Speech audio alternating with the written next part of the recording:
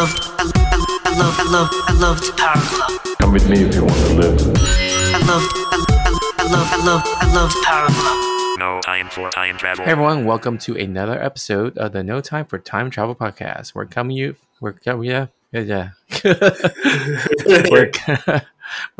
to you from Southern California. My name is Tony, and joining me all the way from, I guess, a few streets down is Kwok. Hello. Yeah. Sorry, guys. It's been like what? Last time we recorded was January. Now it's March. I've been out of practice, I guess. So It's been January? Yeah. Oh wow, that's Yeah. It was January because we did that episode about Power World, right? Oh right, yeah.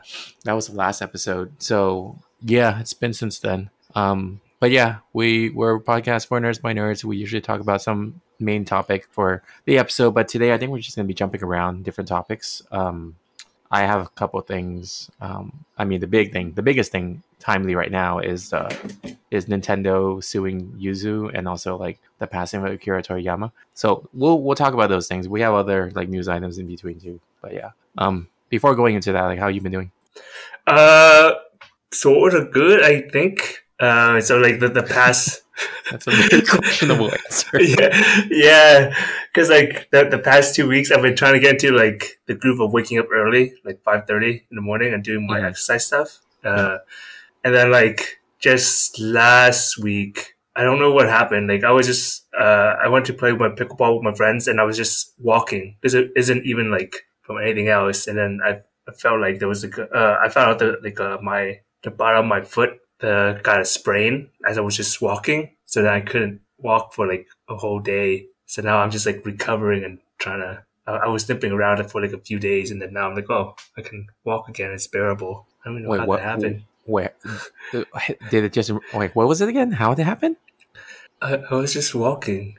Like I literally like in pickleball, it's like tennis where I just walk to my position, right? Oh, I literally walk, and as I step, and as I feel like I even slow down, as I peel my foot off the floor, I felt like it felt like a tear on like the bottom of my foot.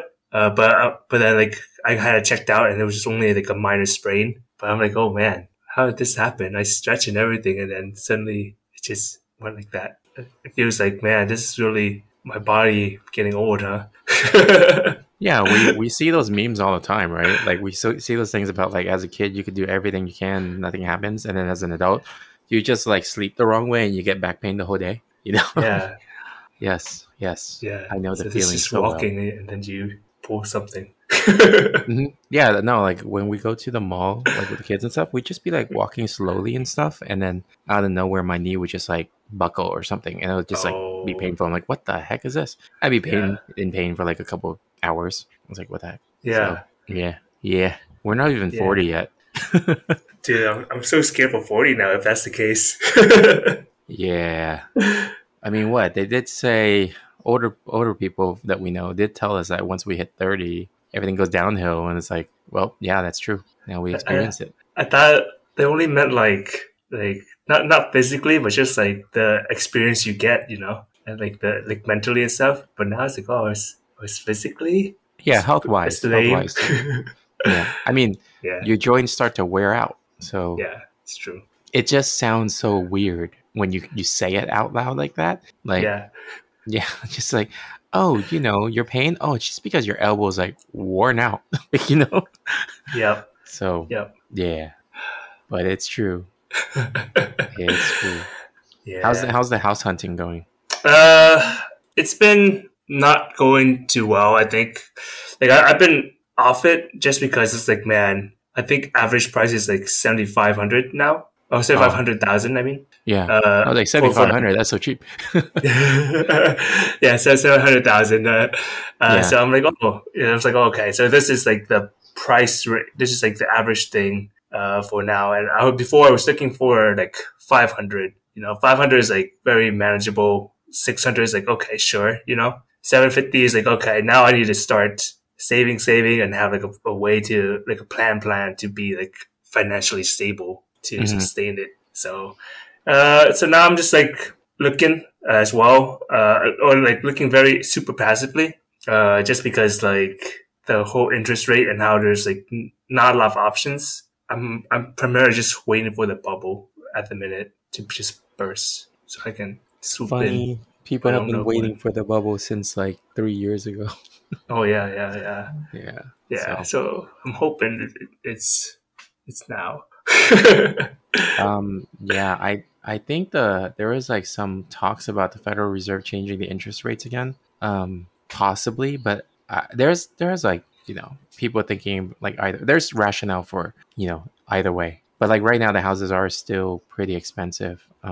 Yeah. We still see listings for like, actually literally our next door neighbor one day just disappeared. He just got up and left, and then the house was like in construction and then listed for sale. It's like, what the heck? Like he said nothing to nobody, which is one day it was just gone. So yeah, like I know he moved out. He's still alive, but it was just like really random. And then the house was listed for like 1.3 mil, and then so many people looked at it, and then nobody like purchased it. They decreased it by like 100K or something, and then like maybe a few days later, it's in contract right now, like in escrow. Oh. So it's like, whoa, that was fast. Yeah. So, but yeah, so like there's still like people buying it for over the value that it should be.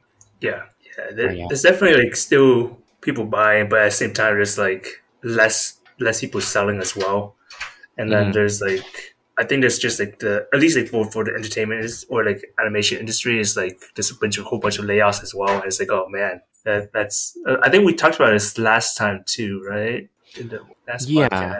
Yeah, generally because the whole past year it's just been a ton of layoffs, mostly everywhere actually. Yeah, so it's a lot of factors going into play that makes it harder for just people. Even though there's some people that could afford it, some I think generally it feels like it's a lot harder. Yeah. But yeah. What was you doing? What you been up to? We've been taking the kids out more on the weekends. We took them to LA Zoo a couple weeks back. I was surprised at the price of LA Zoo being relatively cheap. It's like $20 a person or something, and then kids are cheaper. And then the family thing, if you get the family pass, it's even cheaper. Like because you can go multiple times, but it has reciprocal like discounts with other zoos. So we got like a 50% off Santa Ana Zoo with the LA Zoo membership. So it was really weird because you think LA is like super trafficy, super busy, blah, blah, blah. We went on a Saturday, and the parking lot, the first thing we noticed is that there was nobody there.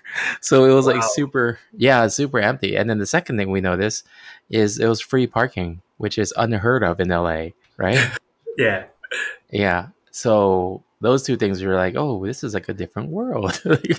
So we went through the zoo. The zoo's pretty big, pretty nice. And I mean, the only bad thing about zoos is they do close earlier in the day because at night they don't really have, lights and stuff to turn on because animals need their sleep, right? So it closed around 3 or 4 or something like that. But okay. Yeah, it's fine as long as you go in the morning. What else did we do? Like, because every weekend we've been trying to do something.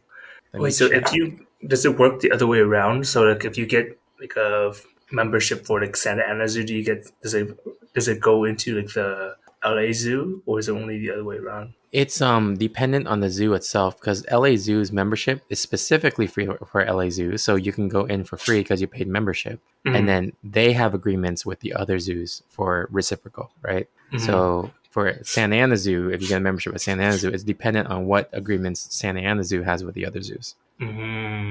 Yeah. So actually, we went to Santa Ana Zoo like a week or two after. Super crowded, harder to find parking, and it just felt weird. It was smaller too. It just felt weird that Santa Ana Zoo it feels more difficult to get through than LA Zoo. I feel like it's because it's pretty accessible, and Westminster Santa Ana area is pretty.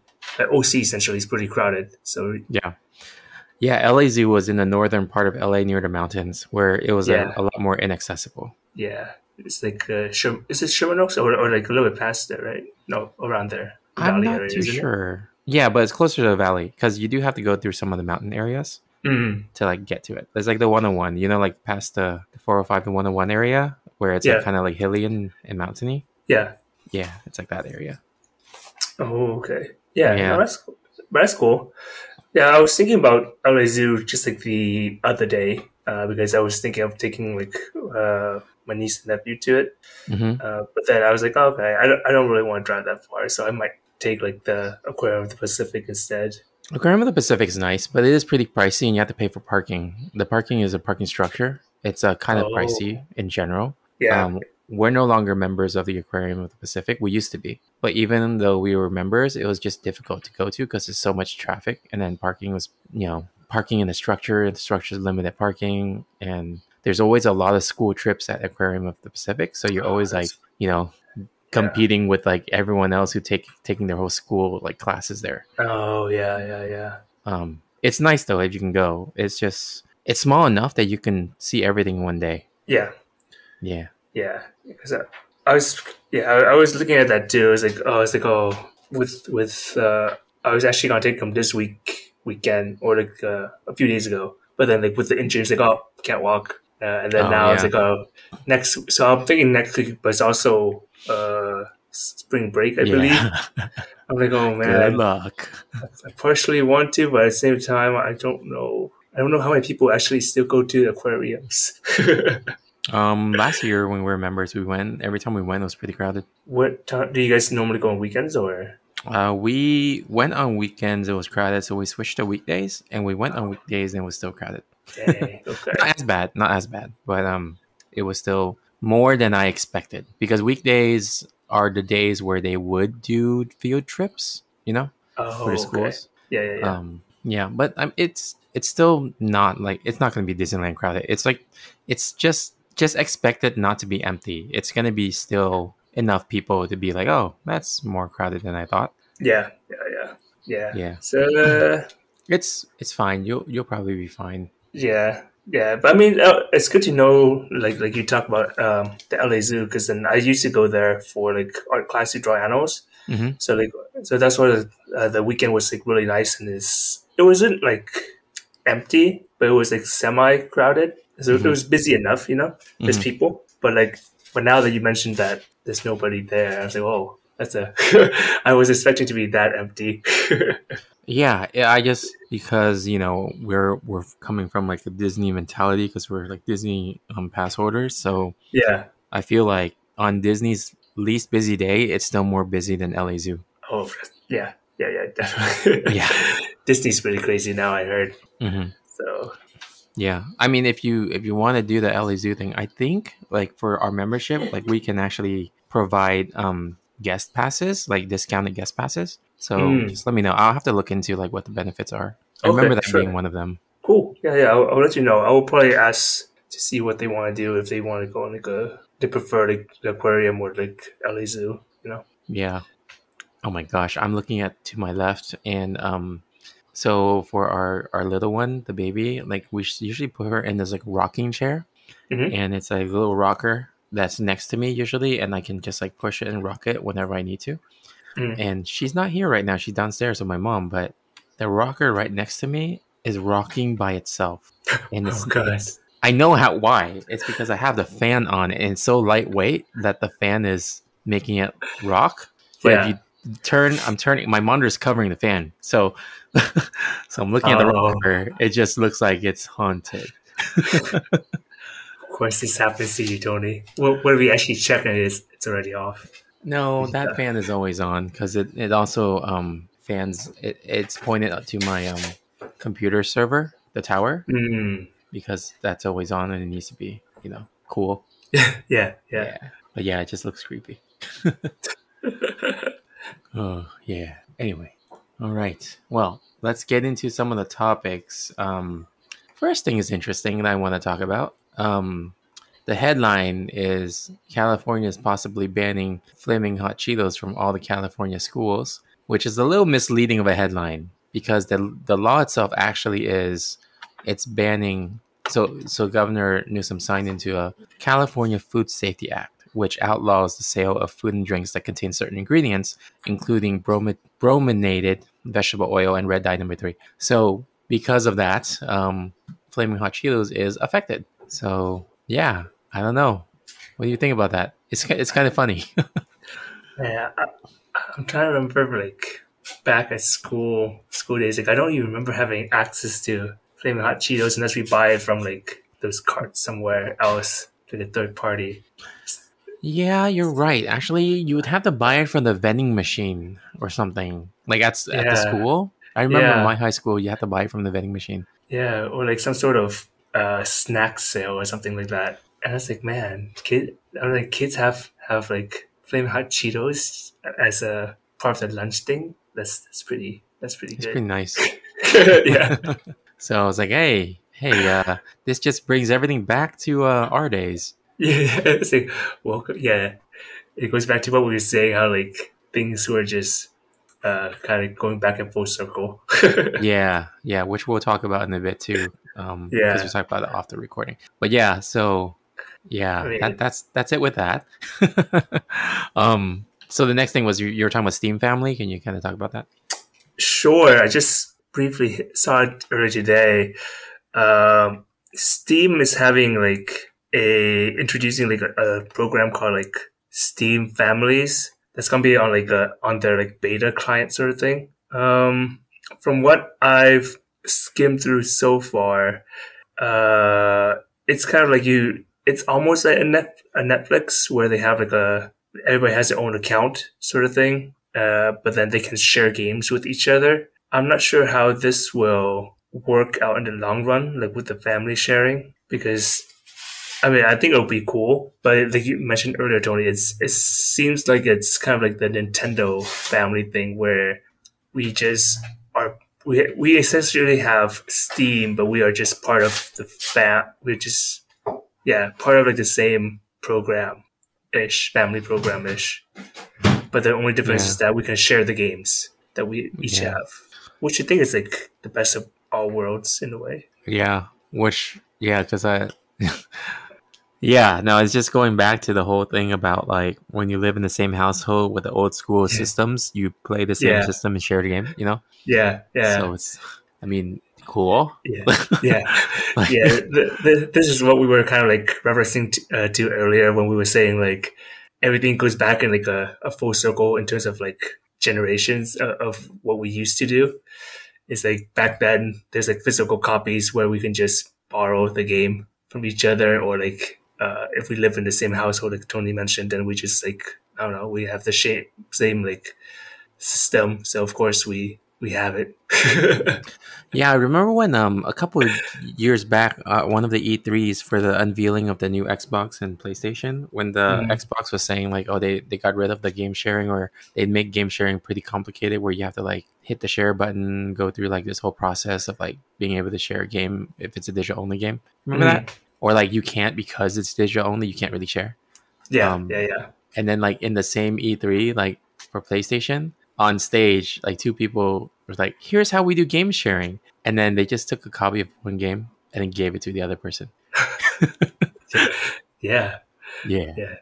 Now it's just like the digital age trying to replicate what we did in yeah, like the more physical copies. And like, oh, I guess. but it's so weird because you can't really share it with friends. You have to share it with family, Yeah, quote unless unquote. your friends are so close that they are family. Yes, which most Yeah, of us are. which then still goes back to friends coming over because they're like family. Okay, we play the same system. Yep. I mean, same thing with like DVDs and everything, right? It's like, oh yeah, you saw this movie, want to borrow it? Yeah, I mean, I don't understand why they just didn't do that. Where like you want to share it to someone, it gives like a temporary access code, Yeah, and then like after a while, it just disconnects it or something. yeah. I I feel like it's just a profit thing.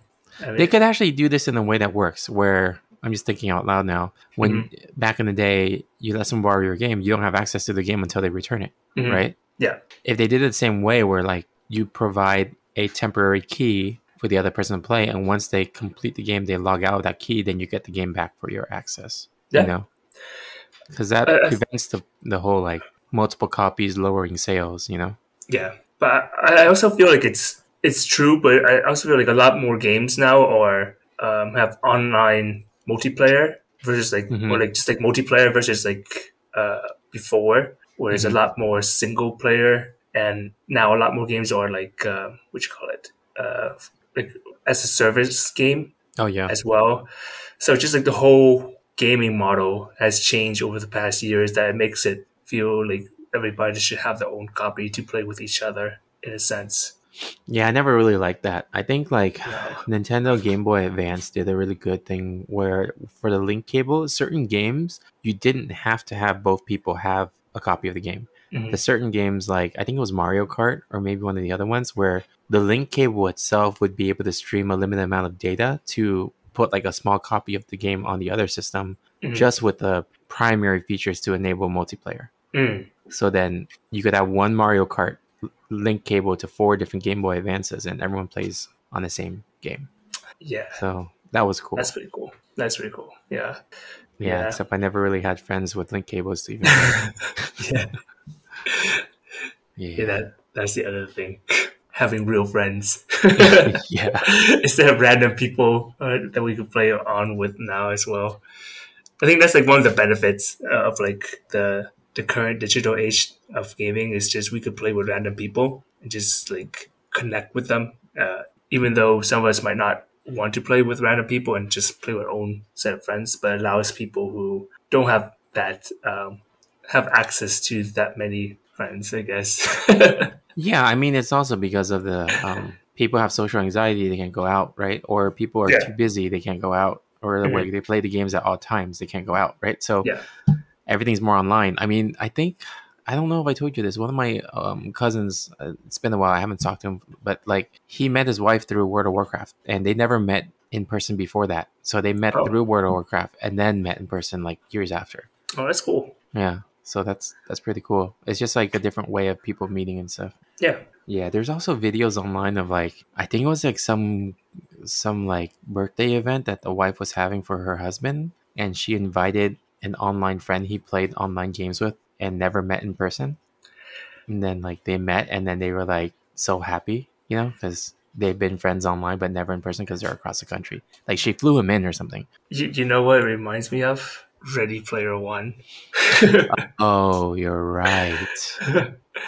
I mean, to be fair, Ready Player One is based off of like actual incidents like this in the real world, but Yeah, that's what I thought of. yeah. No, that is true. So our world's getting towards that way. It's very true. Yeah, yeah. It's I don't know. There's definitely been like some cool advances in the game industry, and definitely some parts where we feel like it's unnecessary changes or like we Yeah, or stupid changes. I would say.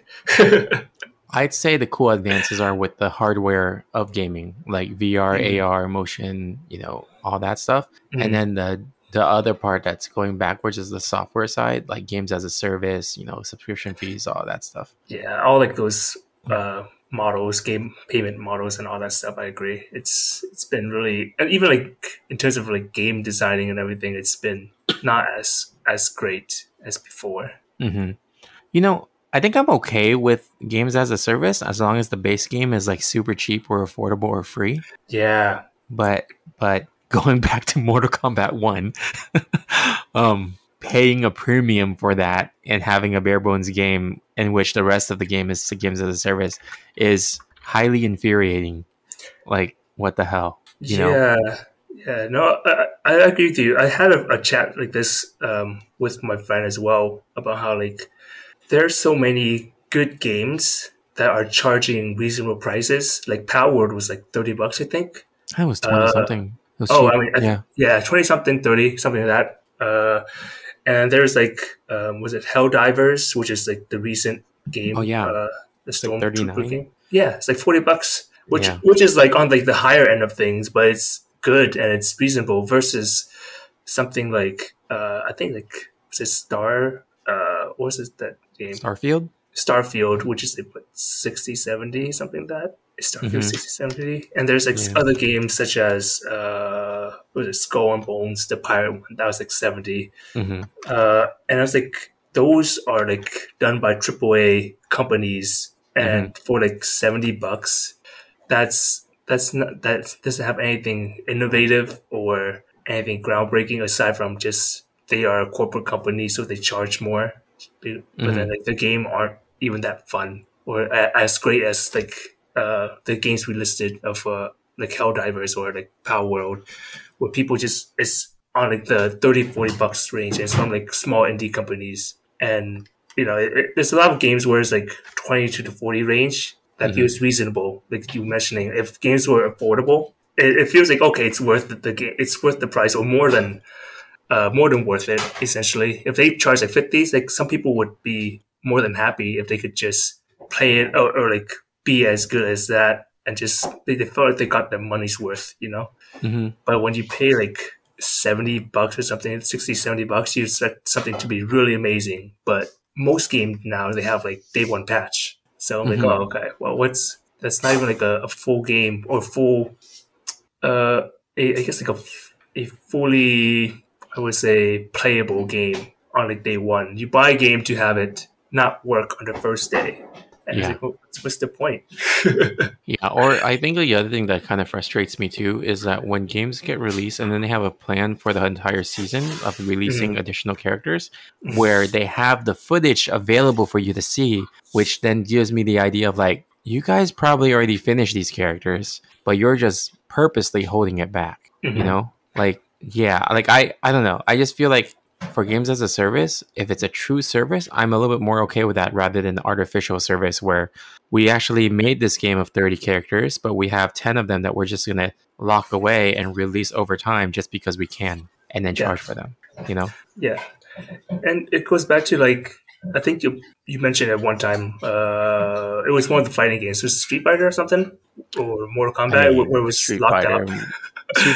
Street Fighter did the first annoying lock. Like, they locked it on the disc. It was on the disc. Yeah, it was even worse. Yeah. So DLC, they were arguing like, no, that's not downloadable content. DLC stands for disc locked content. Like, what? So when you paid for those characters, it's literally like a 100 kilobyte file that just activates the file on disk for them to use. Yeah, that's stupid. Yeah. Yeah. I'm not a fan of like those type of DLCs where it's just like, oh, okay, well, here's a new skin, here's some more stuff, pay us a lot more money. Yeah. I'd rather have like content like, oh, it's a whole new level with everything. And like if the new characters or like add more to the story mode for fighting games or something like that, or just if they are new characters, they shouldn't be locked behind something like that. It should be like it's kind of like what do you call it? It's like League of Legends, how we used to play. That's like a game of service that I feel like is successful because base game is free, and you have like like Brawlhalla is also a base game is free, and it's a games as a service as well. A lot of those, like I think games as a service for base games that are free are probably the only ones I'm okay with. Everything else is kind of like I'll deal with it, but I don't like it.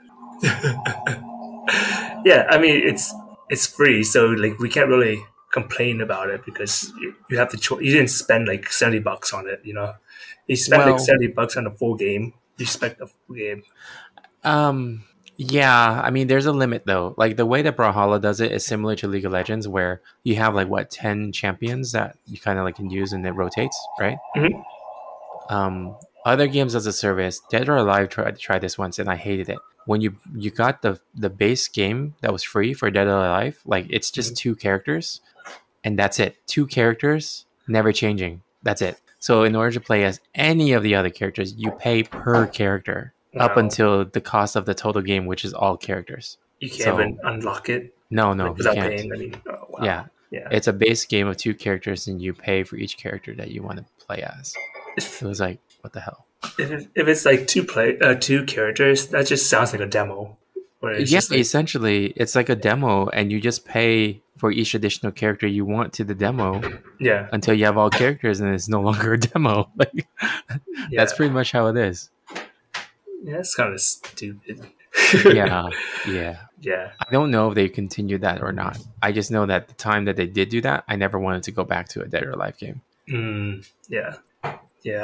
I definitely like games where they feel complete when you buy it, because I'm very skeptical of a lot of games, of wanting to buy games more so now than before. It's just because you buy a non-complete game. You buy you pay full price for a non-complete game, and then you're just expecting bugs on like the first week or Mhm. something, and you're just like, Mhm.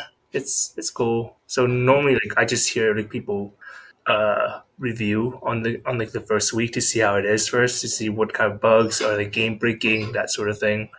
It's even worth it for my time because Yeah. like you, Tony, we don't have a lot of extra time sometimes, and Yeah. sometimes when we just want to go in, play the game, get out, not go in, deal with like frustrating bugs, and then not get to play anything. We're just more aggravated by the bugs than anything. We can't relax, you know. Yeah, exactly. Yeah. I mean, it reminds me of that whole fiasco with the day before. Remember, like people were Oh paying yeah, early access for that. And then, like the game just like terribly shut down. It was like, yeah, unplayable and then shut down. yeah, yeah. And I Mm. think that's why like you mentioned earlier, if games were affordable or like reasonably priced, I guess for what it's worth, then I think it's a great investment. But most games now, they're like or triple A ish games, they're like 60 to 80 bucks, and Mhm. then they're not complete games or they're broken games, and then you just bought a broken game. It's like buying like a full buying retail price or full retail price for a used car. Or buying a car, but you have to pay extra for the steering wheel. You mean the Tesla? Your add-on stuff? Oh gosh, yeah, yeah. Here's a cup holder, $200. Oh, but the new cars they come standard with it now. Yeah, yeah, They caught up. yeah. But I still remember the first time like you got it. I was like, oh, this is kind of hilarious. Yeah, and I was paying a premium for that version too. Now it's like Yeah, cheaper, and you get all the stuff in it. yeah. So, what's it called? To play devil's advocate, right? You're Mm. saying like $70 for a triple A game. Mhm. If you go back in the '90s and look at the price of SNES games, Mhm. they were in like the 79-ish like Yeah, range. 60. Yeah, exactly. Yeah, 79-ish and 64 games too. Mhm. Like that was insane. It only went down because the media changed from cartridge to CDs. Do you remember Yeah, that? yeah. I did. Yeah. So in a way, you can argue that games going back to 70 without counting inflation is still cheaper than back then, right? Yeah, yes, but at the same time, games were complete. Yeah. Yeah. Well, and then there were also games that had bugs that could no longer be patched because they Oh were yeah, really, yeah, cartridges, yeah, whatever. yeah. But But they it's were it's, still it's good. kind of it's so weird though because one of the things I did as a kid, I loved finding glitches and Yeah, activating glitches. yeah, Nowadays, you find a glitch, it's patched the next day or something, so you can't like have fun with glitches. yeah. I mean, there's also like there's a borderline with glitches, right? There's Yeah. ones where it's kind of like game breaking, where you Hmm. really can't play the game, and there's one where it's just there's like things that speed runners exploit. You know, those kind of Yeah. things are fun. Yeah. Yeah, but the one where he's like, oh, I can't load the game. Yeah. But Well, I actually like doing the glitches that break the game. Like I think on Mario Kart 64 mm, on Choco Mountain, there's a portion where you hit the R button, you kind of bounce your card, right? mhm, So there's a portion on Choco Mountain where there's a wedge between two mountains that you can use the R thing to jump your car, but you can jump slowly up higher and higher and higher. mhm, And then one of two things happens. When you get to the top of the mountain, either you land on the very top and then you get stuck in a 360 spin, like you're falling infinitely, but on the top of the mountain, and then you have to restart the game. That's one thing. Or the other thing is you find a hole in the wall, like a no clipping area, and mhm. then you just pass through and fall into deep space. So those are things I just did for fun for the Mario Kart 64. And it's like I would spend hours just like going through game facts and just like going through those glitches just because I wanted to see what happens when you break the game. See, but I mean, I think that's fine because like you actually have to go out of your way to break it, right? Yeah, you do. Yeah, this one It's is not like like, in the middle of it. yeah, it's like, oh, I'm walking forward on the tutorial, game crash.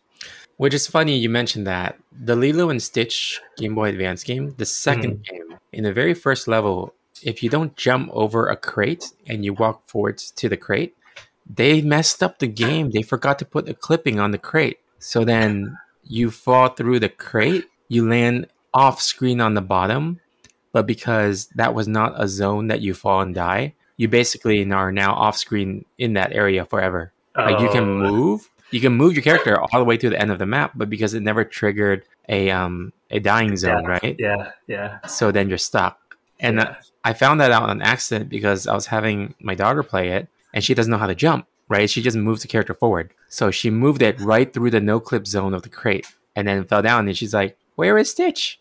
I was like, wait, where is Stitch? So I went back and restarted the level, had to do it again, and then went through. I'm like, oh my gosh, she found the glitch. Yeah. And I haven't found anywhere online that talks about that glitch. So that's pretty funny. Yeah, that's kind of cool. Yeah. And it wasn't even like an old game. It was in the Game Boy Advance era, which is like, they should have good QA during that time. So I want to see when that is now. See, it's Lilo and Stitch 2, right? yeah, let me see. Maybe it is online. I don't know. Let me see. Stitch 2 glitch. That's funny because all it does is it brings up a video game called Lilo and Stitch 2 Stitch Has a Glitch. Oh no, that's a movie. There's a movie called Stitch Has a Glitch. Yeah, I can't find the game. 2004. So 20 years ago. Yeah, I can't find the. Yeah, I don't know. I looked before and I couldn't find any documentation about that glitch in that game. Yeah, but I mean, I'm just thinking back to it's 20 years ago. That's still quite a long time ago. Yeah, I guess. I mean, it's still in the age of not where it's like physical copies, physical That's true. cartridge. Yeah. Yeah. When Mortal Kombat Tournament Edition came out on Game Boy Advance, I was one of the first people to what's it called? Get the game. Yeah. Wait, let me see. I want to see if no less. What? I said I expect nothing less. Oh yeah, Mortal Kombat. I think it was Deadly Alliance. Let me see. Deadly Alliance. Let's see here. Game facts. Cheats. No, it was Tournament Edition, I think. Let me see. I'm just checking something. You guys back then, because I was one of the first people who had it. Then I found some glitches, and I submitted it to Game Facts. And I think the information might still be up there. Aha! It is still up there. Let me give you the link. So, to the listeners, Mortal Kombat Tournament Edition for Game Boy Advance on Game Facts. I actually submitted some cheats and codes or whatever and glitches on that game, and it's on Game Facts, and it still is. I gave you the link. Did you open it? Yeah.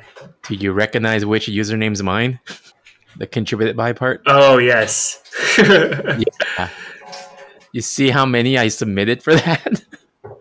All of them. Yeah. That's so crazy. Yeah, I don't know. I just never thought that I'd be a submitter of these things. I'm surprised Game Facts still exists, to be honest. I think it's great. It's great for historical. It's like the wiki of games. Pretty much. Yeah, this was before Wikipedia. Yeah, it really is. I'm surprised it's still around with newer systems because if you look on top, like PS5 is there too. Oh. So yeah, people right. are still doing this. Is there? Let me see. There's a Q&A. I don't see actually any new FAQs though. Are there? There's mostly Q&As. Let me see. Final Fantasy Rebirth. Let me see if there's anything here. Oh, there are guides. Final Fantasy Rebirth has a guide. Wow. It's actually much better. It's more wiki-like. Look, let me show you. Because before, back then, everything was just like a Word document. I don't think you remember that. Yeah. The FAQs were giant Word documents. But if you look now, like for example, this guide I just sent you for PS5, Final Fantasy Rebirth. It's like really nicely laid out. Wait, I see. It's just introduction. Yeah, but on the right side is the table of contents. Oh, gotcha. Oh, yeah, you're right. Man. Yeah.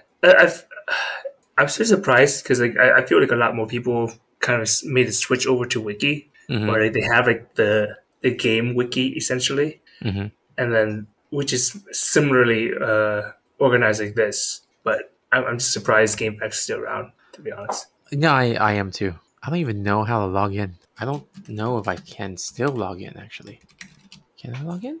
I don't know what my password is. Forgot your password. Let's see. Let's see if my account still exists. Yeah, I don't know.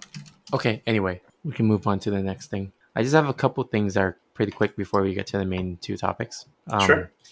There's a Crow reboot. The trailer's out. It doesn't look half bad. It's fine. It stars Bill Skarsgård. Looks fine. He kind of looks like the Joker though, the Jared Leto Joker. Oh. Let's see. There's also the new TV show based on Fallout called Fallout. It's fine. I don't know if you care about that. No, I mean I see the trailer.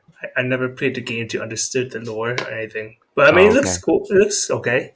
Yeah, it doesn't feel like unique. Like that story's kind of been done before. You know, Post-apocalyptic thing. Like specifically, living underground until the apocalypse already happened and going back up. Yeah. Yeah. So yeah, and then the other one is Borderlands. Did you see the trailer for that? I saw that one. Very, I guess, unique. I guess I don't know much about the Borderlands lore. I played it, so it definitely had similar feel. But okay. Yeah. Man, I thought the whole thing was miscasted. Really?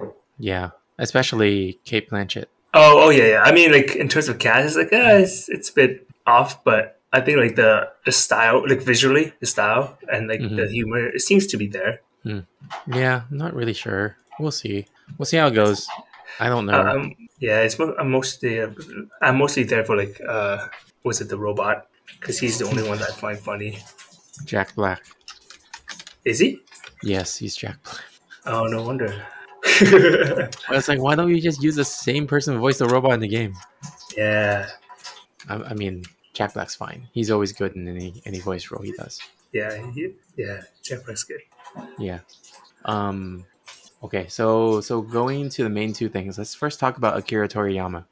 So for those of you who don't know, Akira Toriyama just passed recently. He passed away with a subdural hematoma, and he was decently young, right? Like he's under 70, like 60 something, right? Yeah, like I think it was like maybe 68. Let me check. Yeah, 68. So March 1st. So yeah, that was pretty crazy to hear. Sad. Yeah. And he's actively, he was still actively involved with Dragon Ball Super. Oh yeah. Just in case listeners don't know, he's like the author or the creator of Dragon Ball series. Which is also surprising to us at some point because we're like, wait, we thought he was a lot older. Yeah. I think like the series came out when we were like kids, right? No, like, the series came out even before that, I thought. Oh yeah, no, you're right. And were we born yet? I don't think so because I think Dragon Ball came out 84. Oh, okay, yeah. So slightly before we're born. So he's like in his 30s, early 30s, right? Yeah, early 30s. I was like, man, he did a lot. Yeah. And he's been doing it for like the past almost 40 years, essentially. 40 years. Yeah, pretty crazy. And also, like, not only that, right? Like, yeah, he did this when he was in his 30s, but then at the same time, his work has influenced everything. Yeah. Like, you can trace a lot of things back to Dragon Ball. Yeah. Even Sonic the Hedgehog. Like, Spiky the whole collect. Oh, yeah. Spiky hair, right? Collect 7 Chaos Emeralds. Yeah. And then you become Supersonic, in which he turns yellow. And super with, like, charging up. So it's like, it's totally Dragon Ball. Oh, yeah. A lot of things. Yeah, a lot of things are influenced by Dragon Ball. Just that live action movie was terrible. You know, he came back to do Dragon Ball because the movie was so bad. It made him hate Dragon Ball and wanted to fix it. My God, Dragon Ball the live action. Yeah, he hated that movie so much, so he came back to continue with Dragon Ball Super. Oh, so that's how Super got started. I think that was one of the reasons, but yeah, like it was like the to atone. Yeah, but yeah, he also did a lot of other stuff that that you might, people might be aware of, like Chrono Trigger and Dragon Quest. Did you Chrono Trigger? I didn't know that. Yeah, look at Chrono Trigger, dude. Like, look at the characters. Oh yeah. I mean, I saw the resemblance. Like Dragon Quest for sure. Like I knew. Like but then like Chrono Trigger is like, oh, it's similar, but I didn't make the connection at this time. Yeah, he is one of the people in there. He did the character design for like Chrono Trigger. Yeah, but yeah, I think like Well, okay, so Dragon Ball Super, he didn't work on it by himself. It's interesting. So he worked it with Toyotaru. So he chose Taru as his successor. Like a couple years ago, he said he handpicked him to be his successor, which is interesting because on Dragon Ball Super, Toriyama still handles the entire story. Toyotaru has input, but then Toriyama still has to approve everything. Yeah. So it's like, well, yes, he did kind of train Toyotaru, but Toyotaru is more of an artist. He's more of like he animates, he draws the characters. He creates the manga part. He doesn't do the story as much. Yeah. So it's going to be interesting to see what's going to happen. They did say Dragon Ball Super is on a hiatus right now for after the next release. So yeah, I don't know. I mean, it's kind of weird because it's like, if it continues, it's kind of like Toyotaru will never be able to live up to like Toriyama, right? I mean, I guess only time will tell, but yeah, he's essentially living in the shadow of it. But one thing we know is like at least like the artwork will be consistent. Mm-hmm. It's just the story. Yeah, I mean, to be fair, like Dragon Ball story is fairly simple. Mm-hmm. But we'll see how it goes, I guess. The story is simple, yes, but I think the way it's executed is what makes it good. Like how it builds up, right? And then the character development. Like those are the things that really are key. Like who cares about the main story? The general like overarching story is just like good versus evil, right? Yeah. So I feel like going back to what you're saying, like building the basis of everything. I feel like Dragon Ball was like the kind of established that formula for a lot of recent animes. Kind of like, okay, you have this arc where this protagonist faces a villain, he'll lose, go do a training arc, come back, beat him, repeat. Like stronger enemy comes, and then get defeated, training arc, defeat. You know, because that's essentially what Dragon Ball, the formula of Dragon Ball is. And a lot of animes I see now are like that. It's just like, okay, there's enemies here, come face a new enemy, training arc, come back, defeat. That's it. Repeat. I mean, it's also Rocky, right? So Yeah. It's very general, but it's just like for like the anime series, like we see it so often because it's a long running series. We see it like from Vegeta to like Frieza to like Cell. Whereas like in movies, we just see like one segment of it, but in like throughout like a whole series of Dragon Ball, we see it repeat so much that it's just ingrained in our mind. Mm-hmm. Yeah. Which I think is why the Dragon Ball movie did terrible, because there was no like that portion of building it up. Not only that, the fighting was terrible too. Oh, If the fighting's bad for Dragon Ball, a fighting anime, then it's gonna be pretty bad. Yeah, it's weird. It's like they were shooting. The CG was they were shooting kind of like colored smoke. It didn't even feel like energy beams. Like if you look at it, it really just looked like colored smoke. Yeah. I feel bad because like the cast in there was like, it's not their fault, but like recently Justin Chatwin was like saying like he's so sorry that they butchered the movie in his tribute to. Is he like this Goku? Yeah, he's Goku. He was Goku. Got it. But like it's not like he wrote it, right? Yeah. You know, so he was just acting. Yeah. He's a good actor. Like I like him as an actor. I like the cast, most of the cast in that movie. Like Chow Yun Fat was in it as Master Roshi. Oh, right? Okay, yeah. I can see that. Yeah. Yeah, they're good. And James Marsden was amazing as Piccolo. The story just sucked. So yeah, I think James Marsden was probably the best part of that movie as evil Piccolo. So yeah, but yeah, they're doing this whole marathon tribute with I think they already did it. Maybe I can't remember. But they were was it Cartoon Network or one of the, I can't remember anymore. But it was a marathon of Dragon Ball to cool. honor Toriyama. Dragon Ball Z, or the whole series. I don't know. I don't remember. I remember seeing the heading for that. I'm like, oh, that's cool that they're doing like they had a whole like timeline of like when they're playing what. That's cool. That's great. Yeah. All right, let's go on to move on to the next thing. I feel like every topic we're talking about today kind of harks back to like full circle. Like, The Crow is a reboot. Fallout's a Yeah, game that's going into a show. yeah, Borderlands into a movie. yeah. Toriyama. Next thing is Reinventing the Nintendo. wheel. Yeah, next thing is Nintendo sues emulation company, which brings back to the 90s as well. So, yeah. So for those of you who don't know, big news was Nintendo was suing the company that makes the emulator called Yuzu, which is a Nintendo Switch emulator that was being sold. Side note, Yuzu is the name of citrus fruit that I really like. It's a Japanese citrus fruit, and I put it in a lot of stuff. It's very, very good. So you should try out Yuzu. Yeah, but anyway, they won. I guess they didn't win. It was a settlement, but it was like a $2.4 million settlement. So I would say Nintendo won. Yeah. And yeah, after that lawsuit, after that settlement, a crap ton of other people who do emulators, they just like dropped out. Like someone said, oh, they want to focus on their family, they're going to drop out, which sounds a little bit like Nintendo's threatening to kill their family. Another one was like they're just like taking a step back, and there was just like a lot of people dropping out. Yeah, I don't know. Like I have thoughts about it.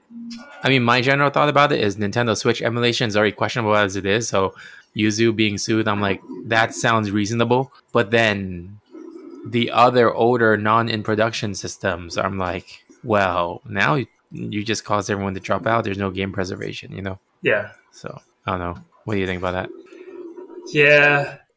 Yeah. Like, if you start selling it, then okay, yeah, it becomes a little bit dicey, but definitely, I don't know, man. It's definitely like Nintendo is like I feel like they're the part of they're like the Disney of gaming in a way, one of the Disney of gaming.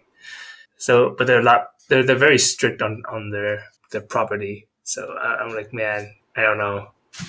Like I grew up on the emulation era, or like on emulation, So it's I don't know how I feel about it, because at the same time Nintendo introduced like emulation, at least for like their Nintendo games on their Switch and stuff. So it's like, I don't know if it's just because that they want to monopolize it versus like making it open source with the other companies that we have. Yeah, it's weird. It's and you're right. They are kind of like the Disney of video games, because like what Nintendo has a very well-known mascot in Mario, which is like Mickey. They have like movies with Mario now, like Mickey, and then they are so happy like Disney, and and they have a theme park now like Disney. Like they are pretty much Disney at this point. Yeah. And then just having a stronghold on their old stuff. I mean, it is interesting because you did bring out, like, they did bring the emulation stuff out because of Nintendo Switch's online service. I don't know how I feel about that, leading them to like suing all the old emulator stuff, because like it's not like they have the rights to every single game that was on their old systems, right? Because some of them are still owned by those old companies. But then what about those companies that don't exist anymore? Then who owns those? Yeah. So like Data East, is that still around? I don't even know, but that's something in my head right now. Data East, you know them? Sounds very familiar. They did a lot of games back then in the 16-bit era. Let me see. Defunct. So they were bankrupt in 2003. They have a ton. I know they had a ton of video games for those old school like systems, like NES and Super Nintendo. Like what happens to those games, right? Like the only way you can play them now is through emulation, right? So I don't know. But yeah, the whole thing about selling the emulator, that is tricky. Not only that, selling an emulator for a system that is no longer in production or supported can still be kind of okay. I think like there's a gray area there, but selling an emulator for a system that is currently in production and supported is very, very risky. Yeah, especially a Nintendo system. Yeah. However, I can tell you it's not technically illegal because there's a precedence for this. I don't know if you remember, back in the days of Fry's Electronics, there was an emulator for PlayStation 1 that ran on the computer called Bleem. Do you remember that? Yep. Yeah. Bleem, it was sold in Fry's Electronics in many retailers. Sony did try to sue them, and the judge actually ruled in favor of Bleem. What was the reason? I can't remember the reason, but it was legal to have that be used to play backup copies of games that they already own. Yeah. But Bleem was still bankrupt because they spent so much money on legal fees, so they couldn't continue. Yeah. So yeah, they still shut down. But legally speaking, at that case, it was fine. So I'm guessing Yuzu. Yeah, I'm guessing Yuzu probably was like banking on that. But I don't know what happened with the Nintendo stuff. Something about like special keys for the device is illegal or something like that. Yeah, I feel like Nintendo is definitely one of like the trickier corporate to go against, because like having third parties with their Switch before, like third party firmware and stuff with their Switch before, or hardware or accessories already made things tricky and not work with the Switch, right? Like in the earlier stuff, like the docks and stuff like that. So that took a while, and so this is their own system. Like emulating their own system is essentially making a copy, and I feel like that's tricky. Even though like as legal it is, I remember there was something about PlayStation. Is it Japanese? No, right? Yeah, this is Sony. Oh, Sony. Oh, Sony's Japanese. Okay. Yeah, okay. Because I was just saying, remember somewhere about how laws, like legal laws in Japan, are a little bit different than like the US.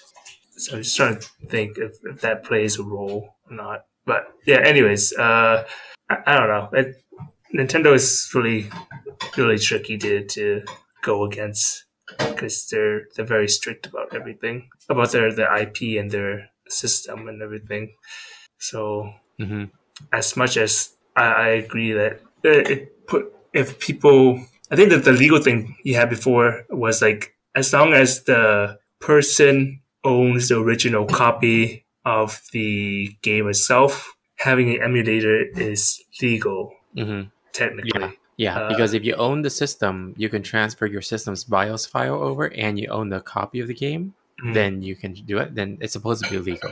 Yes. That is what was ruled. I think Nintendo won because Yuzu provided the BIOS of the systems, or somehow was easily accessible. I think that was what did them in. Yeah. But you know what's funny here? I'm on Quora from back in 2022. Someone wrote, why doesn't Nintendo sue emulators like Yuzu? And then someone wrote, there's not much to sue. It's illegal to use an emulator, blah, blah, blah, blah, blah. And I'm like, yeah, that comment didn't age well. I was like, huh. Like, it's a very specific question that was answered. Yeah, so it's funny. Yeah, it says like Nintendo has no reason to go after the emulator or their creators. They will target the host for ROMs and BIOS files. No, they went for the emulators. That's funny. It's weird though. They say that the ROM hosting is what they should go after, right? The government website archive.org has the biggest like repository of that because of game preservation. You know, like, for the purposes of game preservation, that is why it exists, and legally it's on there. So I'm like, well, then can Nintendo even go after them? You know? Yeah. It's not going against the government. I know. But yeah, that'd be kind of a fun fight to see, Nintendo versus U.S. government. Oh my gosh! I mean, isn't there a home court advantage there? Nintendo versus USA in the court of the U.S. I don't know. Yeah.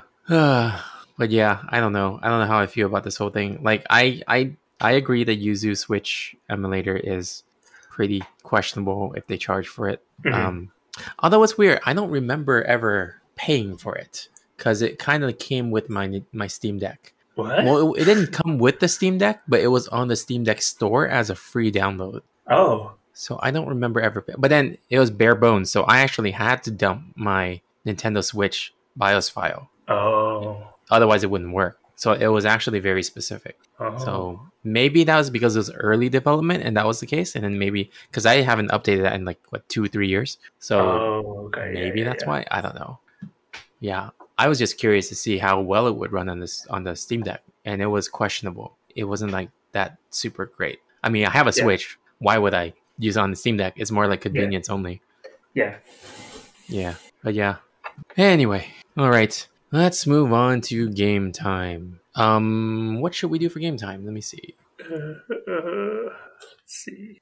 I wonder if this will be fun. I'll tell you the name of an emulator. It's always okay. I'll tell you the name of an emulator, and then you tell me what system it's for. Oh God. Okay. Let's do it. Okay. First one is how about Visual Boy Advance? Game Boy Advance. Yep. Okay. How about Mupin 64 Plus? N64. Yeah, these are pretty easy. How about ZSNES? SNES. Yeah, I don't even know why I'm doing this. I use that one. Yeah, I used to. I back in the day of 90s, it ran like kind of through DOS, right? Yeah. Yeah, I used that through DOS, and then later on, when I was like more comfortable with the Windows side of things, I used SNES 9X. Oh yeah. Yeah, that was it was nicer because it was like a Windows GUI, so it was like a application. Yeah. Let me see what else here. This one's a little bit more difficult. MAME. Isn't that MAME like Neo Geo and all like the arcade games? Yeah. It's arcade, but it was like, what was the acronym for? It was like multi arcade system or something. Let me see. Yeah, something like that. Multiple arcade machine emulator. Yeah. Yeah. How about let me see. How about PPSSPP? PSP games. How did you know that? there's a lot of P's and there's an S. Yeah. I like this one. It's called Drastic. Oh God, that's so hard. Okay. Drastic, huh? Yeah. Can I get a hint as to like how recent it is? It's recent. It's post let me see. Hold on. Let me just check the year so I can give you the year at least. It's post 2004. Oh, okay, post 2004. Okay. Yeah, I thought the name was pretty unique. I would say probably like I'm thinking my first thought was like PlayStation like 2, maybe 3, but I forgot when 3 was released. It's not a PlayStation. Oh, it's not a PlayStation. Okay. Yeah. Oh, Drastic. Think of the letters. If you made Drastic 2 different words, if you split it to 2 different words, what do you get? Draw stick. Yeah. So that should give you a hint. Like not what the words are, but like just think of like them as 2 different things. Okay. Draw stick. You want a very obvious clue? No. Give me 2 minutes. Give me 2 minutes. Okay. I want to think this up. Sure. Draw sticks. I think games. Something with dual sticks. Dual analog. Draw sticks. Oh my gosh, you're so close yet so far. I'm thinking. Okay, I have 2 guesses. So one is arcade games. No. Damn. Okay. Draw all games. Draw sticks. Something with Xbox. It's not the words don't mean anything. Okay. The words don't mean anything, but the letters do. Okay. Wait. And not all the letters, just 2 letters. Oh, DS. Yes. Nintendo DS. Okay. Yes, Drastic. So Drastic is one word, but they capitalize D and capitalize S. Oh. So I thought that was a cool way of them naming it. Oh, that makes sense. Because I was like, what thing has a tablet? I was like, oh, the DS has like a pad. I remember now. Okay. Yeah, that made more sense. Okay, how about this one? Dolphin. Is Dream? Let me see.